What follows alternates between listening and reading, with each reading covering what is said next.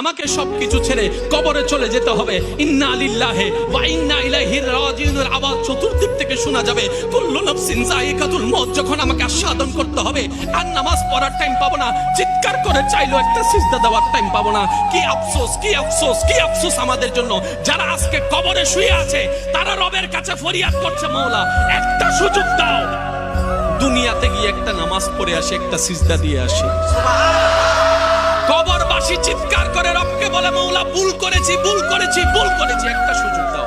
আবার দুনিয়ায় যাব, মাওলা হাজার ব্যবসা থাকুক আমি নামাজ ছাড়বো না, হাজার চাকরি থাকুক আমি নামাজ ছাড়বো না, মাওলা একটা সুযোগ দাও, একটা সুযোগ দাও, একটা সুযোগ দাও। মাটির নিচে যারা আছে তারা বলছে, আর মাটির উপর যারা আছে তারা বলছে, ভাই নামাজ তো পড়তে আয়। একজনে বলে যে কিভাবে আসবো, আমার প্যান্ট তো ঠিক নাই, আমার প্যান্টও ঠিক নাই, আমার শরীর তো পাক নাই, আমার কাপড় তো পাক নাই। আরেকজনে বলে আমি যদি নামাজে যাই দোকানটা এখন বন্ধ করে লসের টাকা